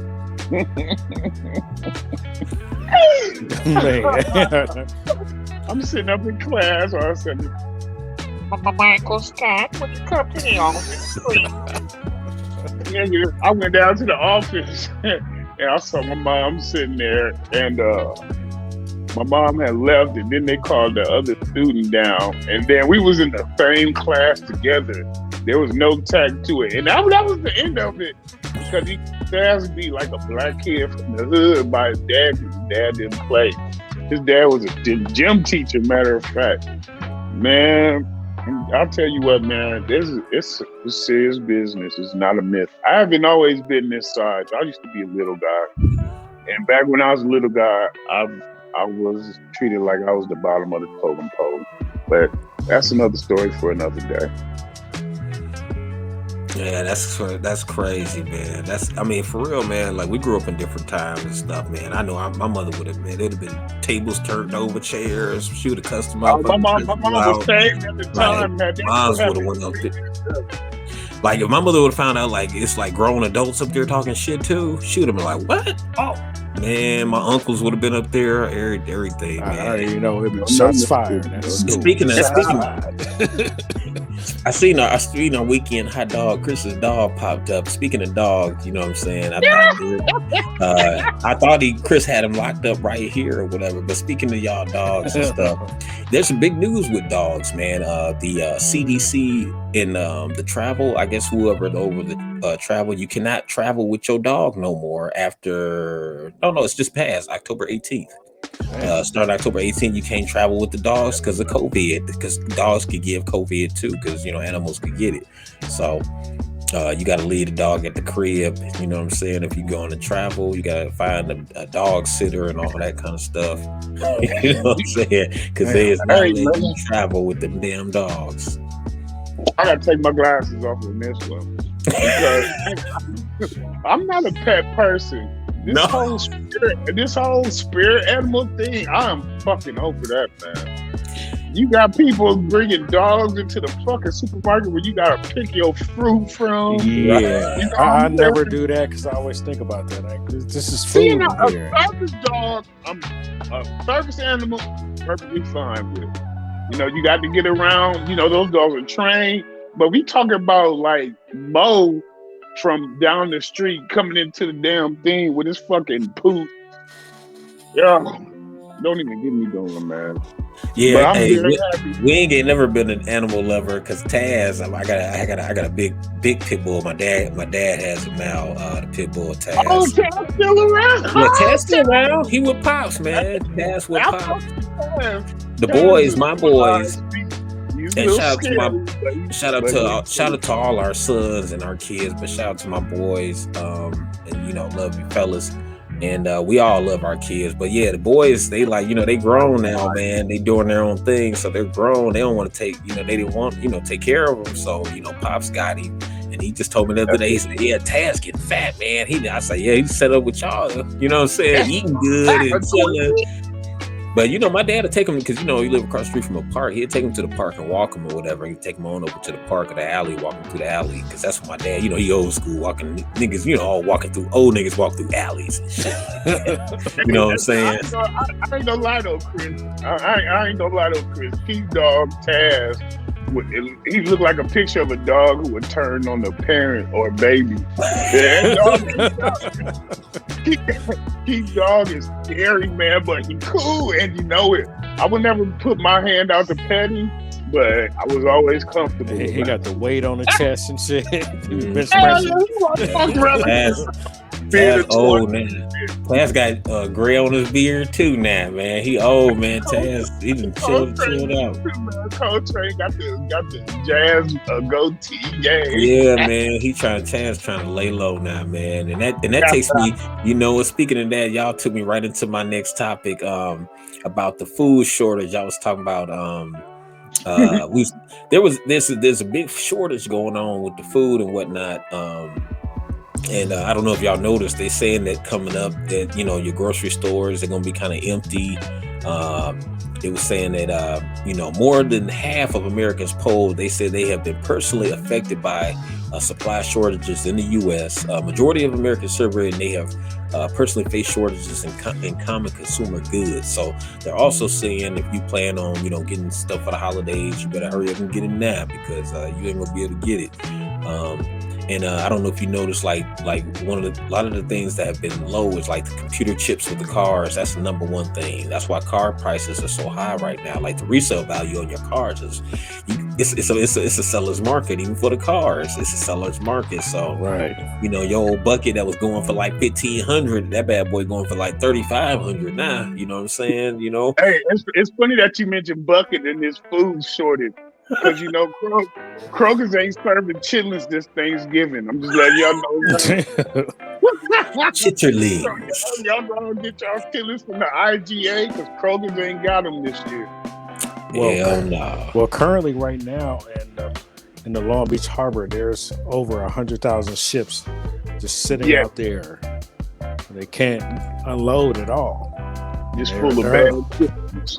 And this is like around the clock unloading, and they still can't get it done. Yeah. They even made a hashtag making fun of Joe Biden, calling it "Empty Shelves Joe." That's been floating around on Twitter. Hashtag Empty Shelves Joe. So it's like the chicken's still high. The computer. I know the computer chips for the cars. That's a big thing because they can't make new cars. They laying off a lot of people because of that, and they basically cannot just they want to make new cars and all that stuff, but everything is short. But the thing that most people are noticing that is you're gonna notice right now that's short in your local grocery store. It's gonna be juice products. Orange juice is short right now. Bottled water, stock up on your bottled water. It's a shortage coming of water, bread. Pasta, toilet Plastics. paper. Yep, toilet paper, paper towels, all this shit that keep us with diabetes and shit. Yep, Lunchables for the kids. And this is a crazy one I didn't expect to see on this list at all. I saw it on two lists. Pumpkin. I guess because this is that season. So pumpkin, any kind of like pumpkin products, shortage of. So no pumpkin pies and all that kind of crazy stuff. I mean, in the end, the pumpkin pie, pumpkin spice thing is about to be insurrection in this month, bro. Yeah. Meat.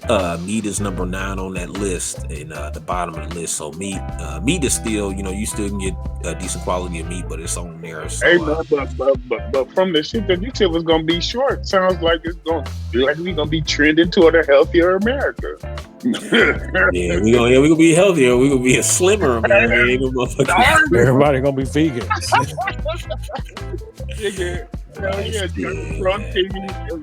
like it's about to be a shortage of carbs.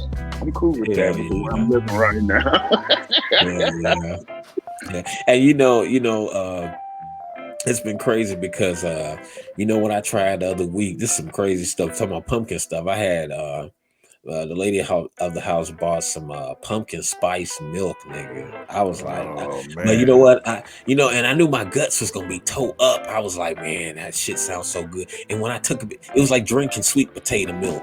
It was like, you know what I'm saying? It was good because you know that nutmeg, that smell, everything you're familiar with when you smell when your mom was cooking or whatever like that for Thanksgiving, you smelling it. And I said at first I was like, you know, kind of remind me of eggnog a little bit.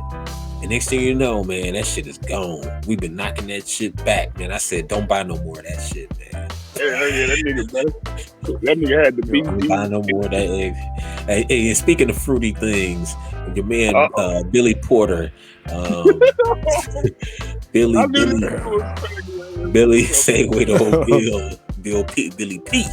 Billy Porter, your guy Billy Porter is back in the news because he says he is experiencing racism. Billy Porter has been controversial because he has been known to say that the black community has, been oppressing him and, making fun of him. And, he finds solace in the white community or the dominant society. And his husband is white too. Matter of fact, but there's nothing wrong with that. I'm just saying that that he's always kind of been outspoken, like saying that his own people have been persecuting him and things like that. But now he's changing his tune, guys. He's saying now what we've been saying all along. You're black first, your sexuality that's your business. That's second, you know what I'm saying? But that's part of you. But that's second.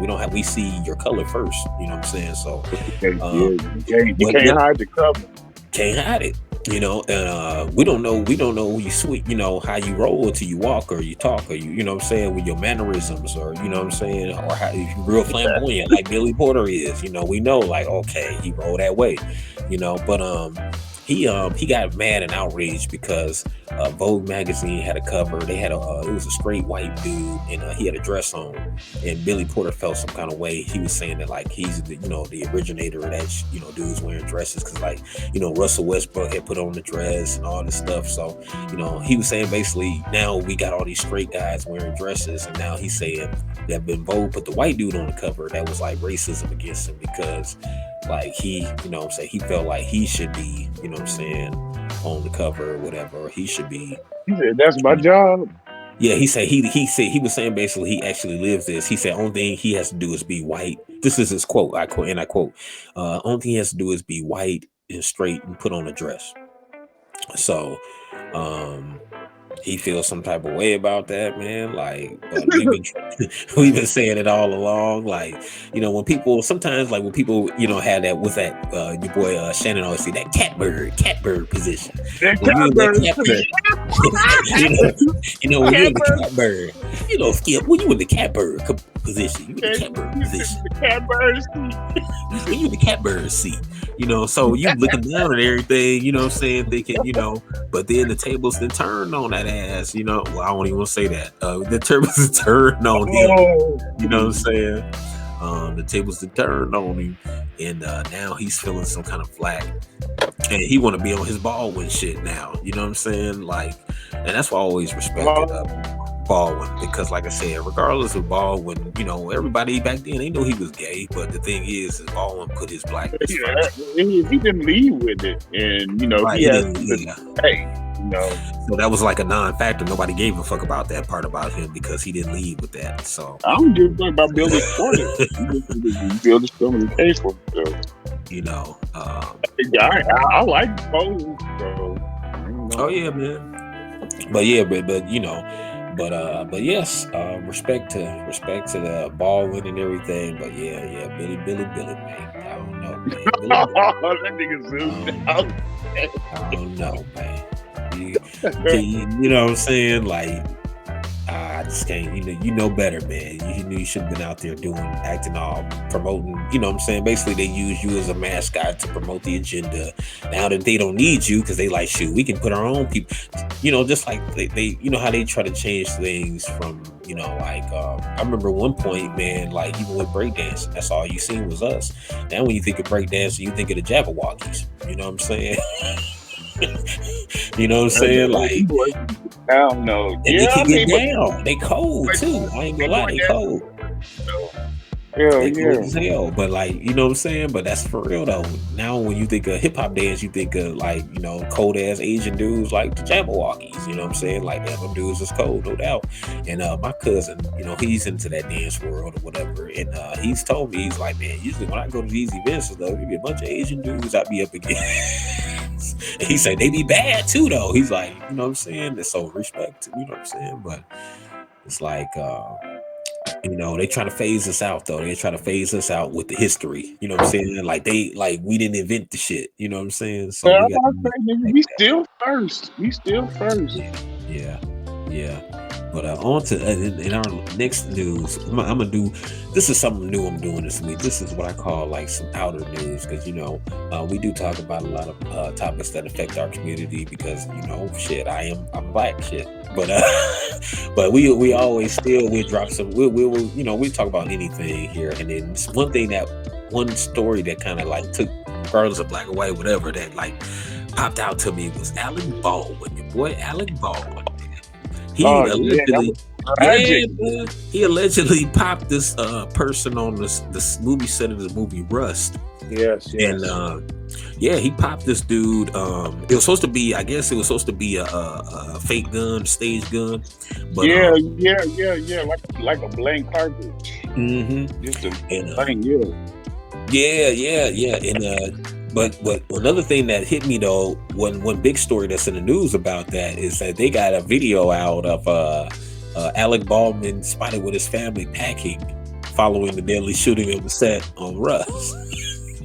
And I seen the video. It's like him and his family is packing. They literally packing the car up and they pulling off. Like shit, we about to get the fuck up out of here. Hey, it's probably scared. I don't know, cause Alec Baldwin until this last run, everything he touched turned to shit. As talented as he is, I mean, I don't know why he ran, but this shit gave me memories of how Brandon Lee died during the, you know how he died from a supposed to be blank ammunition, and they put live rounds in the prop weapon, and I guess from what I'm understanding, that's what happened. Yeah. It said Baldwin fired the prop gun that killed director of photography Helena Hutchins and injured director Joel Souza on the set of the movie Rust in New Mexico on Thursday. No charges have been filed as of Friday afternoon, though the sheriff's office noted the investigation is ongoing. So, what do you guys think about him? Not they ain't even got charges on him yet. Like, I understand that he didn't. You know, the dude was acting. It's like that. He didn't. I'm sure. Of course, he didn't intentionally want to do that. It says, you know, this is their case.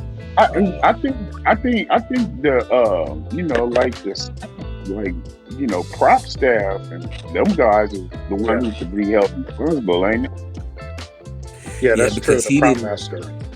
Yeah, because he didn't know. He said, you know, he was believing he was just playing with a prop gun. He didn't know them. You know what I'm saying? Like he had no idea. And so, I mean, as far as he's concerned, that shit was gonna come out with a flag that said "boo." Shit, right. like the He said a flag to say boom. I'm just saying. I mean, you know, he's just the talent, you know.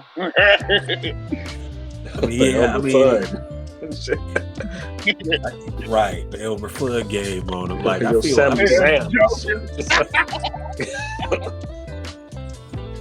I feel bad. I ain't gonna lie though. Honestly, man, on some real shit, I feel bad for him because think about it in your head. Like after that shit hit you, like man, I fucking killed somebody. Like I was just trying to fucking do a movie and shit, man. I was just trying to, you know, do my gig. And all of a sudden now this motherfucker, like literally, I didn't damn near injured somebody and killed another motherfucker. Like, yeah, man, and you know, and that shit's gonna scar that man. Like I said, he gonna cry all the way to the bank too. But that's a big one. You know? Yeah, that's just like just imagine like if we went out to do paint, and then you hit the motherfucker with pink, and then all of a sudden the damn 40 cal round come out and you just kill somebody. You know, right? That should be crazy. That should be crazy, man. Like, what if you was in a basketball game and you had never dunked before? You dunked on a nigga and that nigga died. That nigga. that'll fuck you up. That'll fuck you. Like for real, like you, like man, I ain't never dunked in a game, and like you in a game, you like, damn, I'm in a real game. I yoked on this dude. But like when he went up, his head hit the back of the rim, and you hit it, you know, some kind of way, he fell down, and that nigga died. You'd be like, that shit. You'd be like, man, I don't ever want to play basketball again. Hell no, you be done. Hell yeah, kill somebody making a poster in that motherfucker. Like, I'm done. Fuck this shit. I'm done. Yeah. You think the prop master set him up? Huh? You think the prop master set him up? I got beef with this guy. Probably so. Hey man, it's hard for my mind not to go that way, man. Yeah, there was some conspiracy there that either off somebody in particular, or just to wreak havoc on somebody else's life, regardless, or maybe they're just bored. I don't know, man. That's crazy. I mean, when it comes to motors and shit, it's hard to know how people move around. I did hear rumors about it being some fragments of like a 22 pellet in there, and then built up residue of gunpowder. And when he used it, it just went off and kind of like exploded. And, damn, that's just crazy, man. That's just crazy. Well, you know what I'm saying? I always thought they you know, I kind of fucked with the Baldwins on acting, like some of the movies and shit. So, you know, I don't know about, you know, what they got hit, what skeletons they got in the closet as far as, you know. Yeah, you know, I mean, you know, and I can focus on the wrong thing, but you know, But shout out to them. Party, you know. And you know, this shit might send him back into the wormhole or wreck hole. You know? You never know, man. You never know. Yeah. Prayers out to everyone involved, man. Please hit like and subscribe in the subscription button and share it if you like. It's free. Yes. All right, y'all. Well, this about wraps up our show for this week. You know, we're glad you got to take a ride with us on the wild side of the weekend. Got to laugh, got to chill out and talk. And I had a lot of fun. And shout out, definitely big shout out to the new subscribers. We had some new subscribers this week. We appreciate you subscribing and liking the video. Thank you. It helps the algorithm, like your niggas always be saying. It helps the algorithm. Do the shit, man. Hey, man. Hey, before we leave, though, I just now noticed that Chris came in with the voice and get up. Go, boy.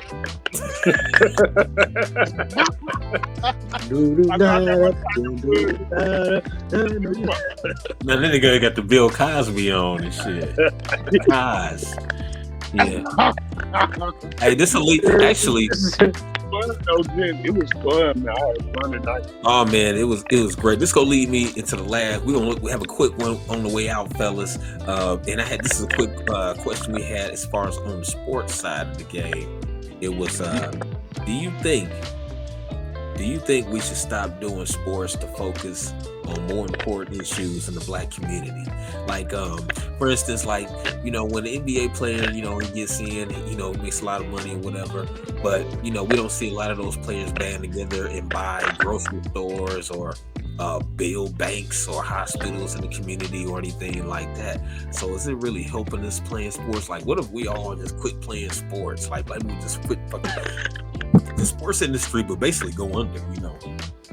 Well, not only that, but you gotta realize, you know, a lot of that might be,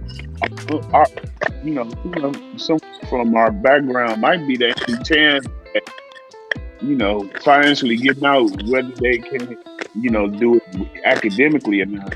But, you know, in a perfect world, if we had all the uses that we say we want, but really don't really go after, you know, let's just say, for instance, I'm a Big Ten guy. So let's just say you had a graduate from Purdue, you had a graduate from Michigan State, and a graduate from Northwestern. That's Indiana, Michigan, and Illinois. Okay, so you pick a spot somewhere, let's say South Bend, Indiana type, and then you buy, you know, somewhere around that community, you buy, let's say, you put up a school, you know, you just invest heavily into a community to where it don't even have to become Black, but it become invested and cared for. You feel me? I think that would be a good direction to go behind, but to leave it alone, I really don't think that would be the answer because I think that sucks a lot out of the. I mean, not everybody gives back. I feel you. Not everybody gives back, but somebody usually gives back something, whether it's their local boys and girls club, whether it's big brothers, big sisters, if that's what got them through. You just never know. But I think if we have like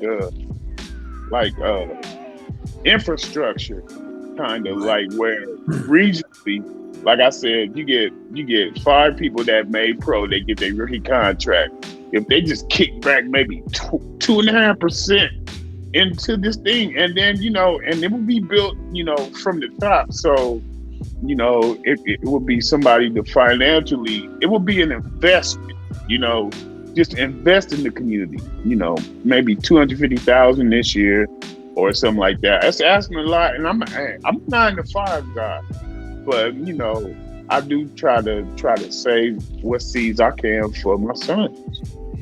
I mean, I feel you on that.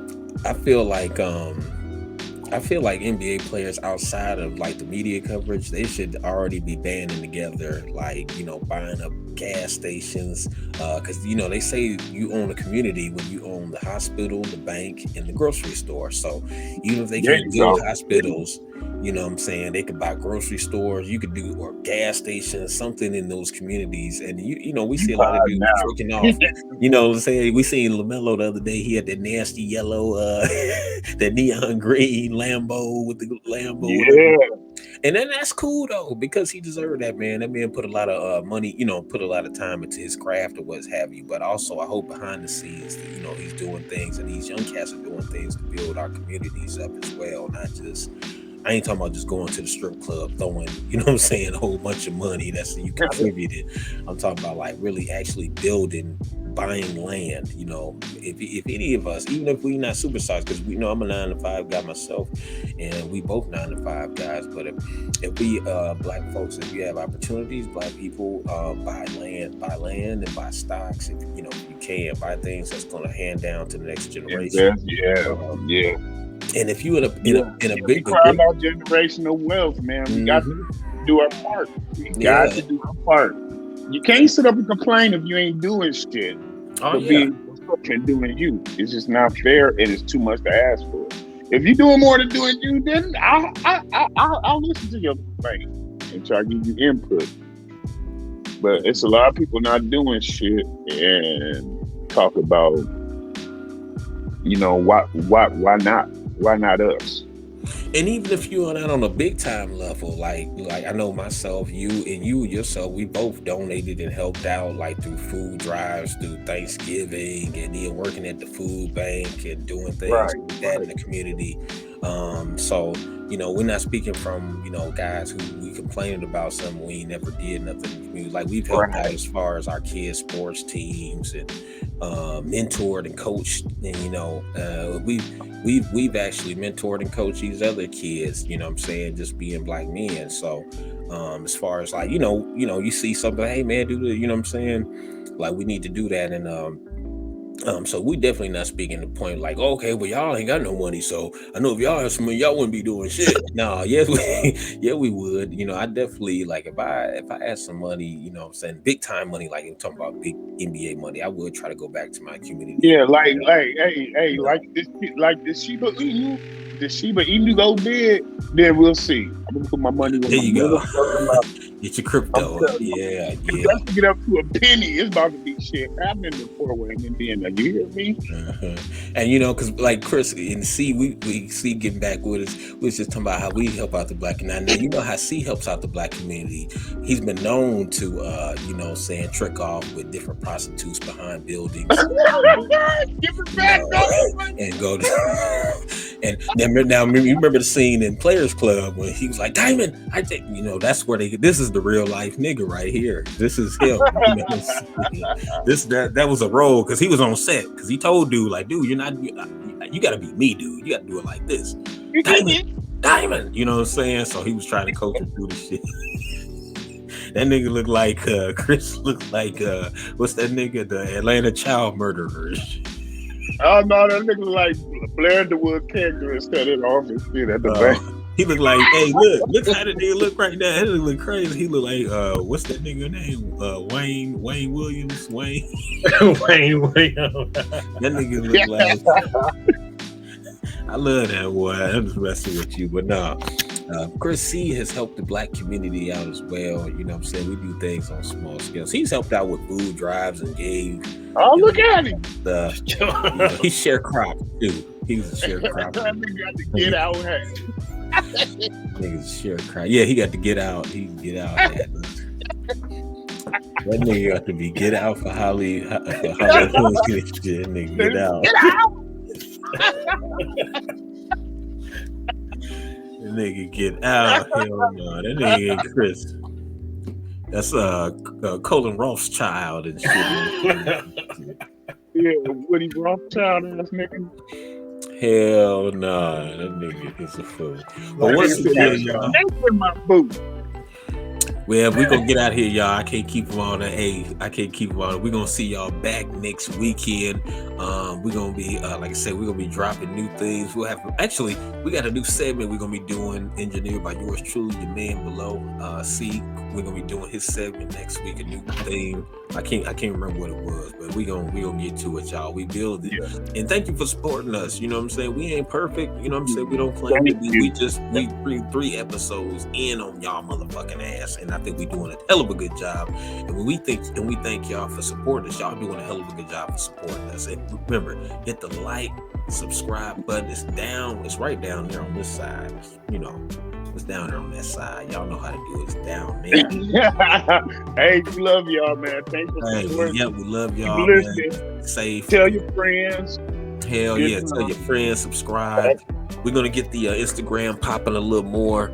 And like I said, and shout out to all my Cali people out there. Shout out to all the Midwest people. Shout out to all the East Coast people out there. And soon, guys, we're gonna be doing actual live shows. Because sometimes I know y'all be like, damn, man, we're gonna get that for live. Yeah, man, y'all. Yeah, we get more subscribers and we get y'all to like the videos more. We're gonna start going live, man. So y'all gonna be able to talk y'all mess to us live. We ain't trying to go live. See this hairline live. Yeah, you gonna see that hairline there. You can see my crazy ass teeth line and shit. But you know what I'm saying? My Tom Sawyers. I got them George Washingtons in, but the wood games, but it's all good. But I keep them clean. But okay. But this is, like I said, it's been fun, man. Hey, and I like it. And like I said, I want y'all to know, man. I want y'all to know more about us. You know what I'm saying? I've known these fools a long time in my life. We known each other, man. We all good friends. We ain't just meet on, you know what I'm saying, YouTube or no shit. Me and Keith go way back. He got me together, changed my athletic lifestyle, got me healthy and trim, looking good. For sure. And then me and C, we go back like we family. So you know how far that go back to. You know what I'm saying? Shout out to the family out there. And I appreciate y'all. And shout out to my brother, man. My brother, we might do an interview. We might bring a chef in, interview a chef. We're gonna start interviewing people, different black businesses. If y'all want to get interviewed, man, we would love to interview you and do a little segment on the Shizzo. We're gonna have my brother. He is a chef and like local caterer. He does pop-up events, so we're gonna be interviewing him soon to see what's going on the chef side of the game. So y'all look out for that. Jinsu Cooks is his name. You know what I'm saying? That nigga be on some Wu-Tang shit and he cook. But we're gonna get back at y'all. Peace, love, peace out. And subscribe. All right, peace, y'all. All right, for sure.